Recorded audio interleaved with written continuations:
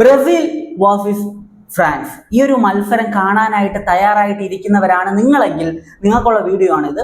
ഈ രണ്ട് ടീമുകളും തമ്മിലുള്ള കളിച്ചിട്ടുള്ള മത്സരങ്ങളുടെ എണ്ണവും ചില ഹിസ്റ്ററിയുമാണ് നമ്മൾ ഈ ഒരു വീഡിയോയിലൂടെ നോക്കാൻ പോകുന്നത്.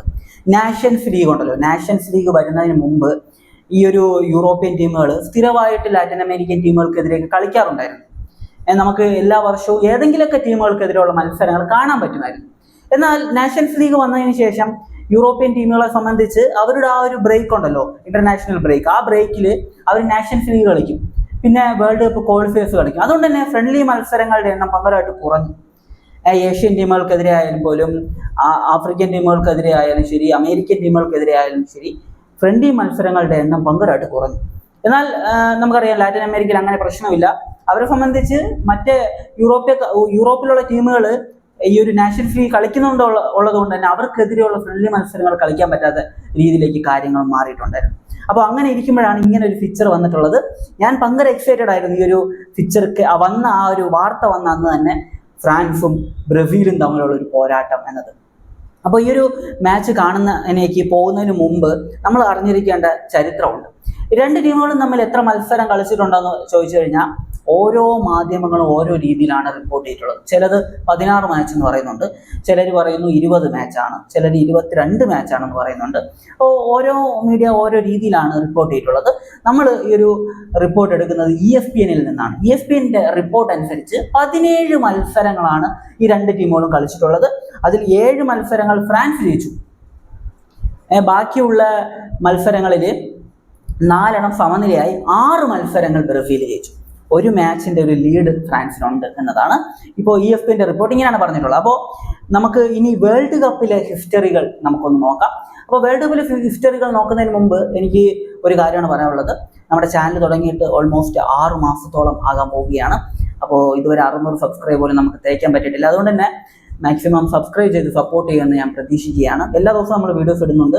ചാനലിൽ കയറി ജസ്റ്റ് നോക്കുക, ഇഷ്ടപ്പെടുന്നുണ്ടെങ്കിൽ ഒന്ന് സബ്സ്ക്രൈബ് ചെയ്ത് സപ്പോർട്ട് ചെയ്യുക എന്നതാണ്. അപ്പോൾ നമ്മൾ ഹിസ്റ്ററിയിലേക്ക് വരുമ്പോൾ വേൾഡ് കപ്പിലെ ഹിസ്റ്ററി മാത്രമാണ് നമ്മൾ ചെക്ക് ചെയ്യുന്നത്, അല്ലാതെ ബാക്കിയുള്ള കാര്യമാണ് നമ്മൾ നോക്കുന്നത്. വേൾഡ് കപ്പിൽ 1958 ആദ്യമായിട്ട് ബ്രസീൽ ഫ്രാൻസ് ഒരു പോരാട്ടം വരുന്നത്, അതും ആ വേൾഡ് കപ്പിലെ സെമി ഫൈനലിൽ.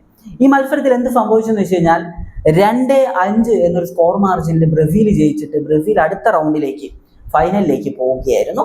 അപ്പോൾ ഈ ഒരു മാച്ചിൽ 17 വയസ്സ് മാത്രം പ്രായമുള്ള ബ്രസീലിയൻ ഇതിഹാസം പെലെയുടെ ഒരു ഹാട്രിക് നമുക്ക് കാണാൻ കഴിഞ്ഞിട്ടുണ്ടായിരുന്നു.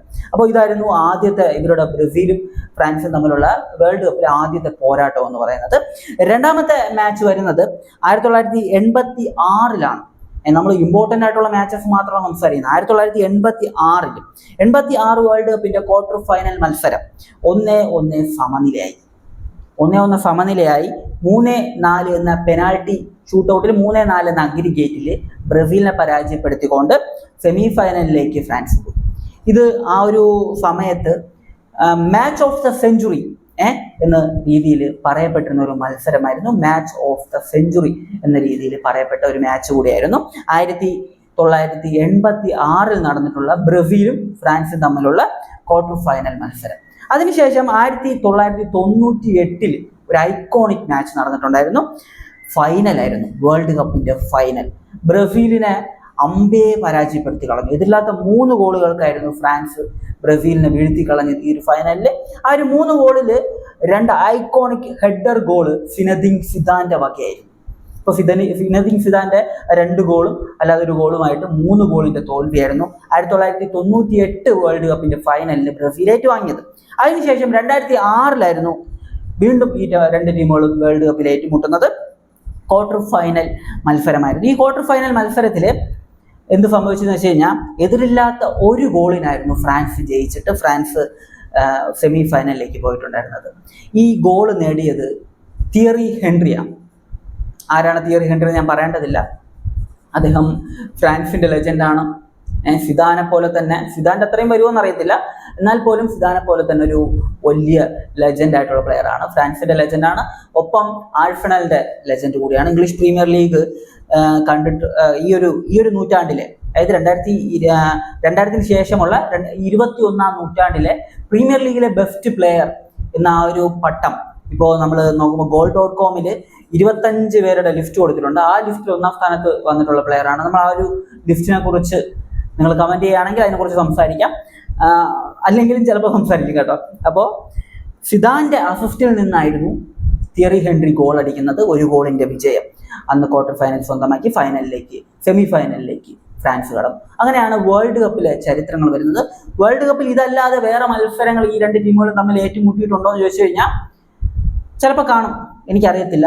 ഞാൻ നോക്കിയിടത്തോളം ഇത്രയും മത്സരങ്ങളാണ് ഉണ്ടായിരുന്നത്.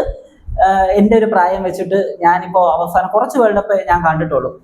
ഞാൻ 2010 മുതൽ വേൾഡ് കപ്പ് കണ്ടിട്ടുള്ള ആളാണ്. അപ്പോൾ അതിന് മുമ്പ് നടന്നിട്ടുള്ള വേൾഡ് കപ്പ് മത്സരങ്ങളൊന്നും എനിക്കറിയത്തില്ല. അപ്പോൾ ഇതൊക്കെ കണ്ടിട്ടുള്ള ഈ മാച്ചസ് ഒക്കെ ലെജൻഡറി ആയിട്ടുള്ള മാച്ചസ് ആണ്. ഇതിൽ എനിക്ക് തോന്നുന്നു 1998 വേൾഡ് കപ്പ് ഫൈനൽ കണ്ടിട്ടുള്ള ആൾക്കാർ ഈ ഒരു വീഡിയോ കാണാനുള്ള സാധ്യതയുണ്ട്. അപ്പോൾ അങ്ങനെ ആരെങ്കിലും ഉണ്ടെങ്കിൽ ഒന്ന് കമൻറ്റ് ബിലോ. അപ്പോൾ അത്രേ ഉള്ളൂ. നിങ്ങളുടെ സപ്പോർട്ട് ഞാൻ പ്രതീക്ഷിക്കുകയാണ്. നിങ്ങൾ സപ്പോർട്ട് ചെയ്യുമെന്ന് വിചാരിക്കുന്നു. അപ്പോൾ ഈ ഒരു വീഡിയോയെ കുറിച്ചുള്ള നിങ്ങളുടെ ഒപ്പീനിയൻ കമൻറ്റ് ബിലോ. ഒപ്പം വരുന്ന മത്സരം ബ്രസീൽ വേഴ്സസ് ഫ്രാൻസ് മത്സരം ആര് ജയിക്കും എന്ന നിങ്ങളുടെ ഒരു പ്രഡിക്ഷൻ കൂടെ കമന്റിൽ ഇട്ടേക്കാം. അപ്പോൾ മറ്റൊരു വീഡിയോ കാണുന്നതായിരിക്കും. ബൈ ബൈ വിത്ത് ഫുഡേൽ.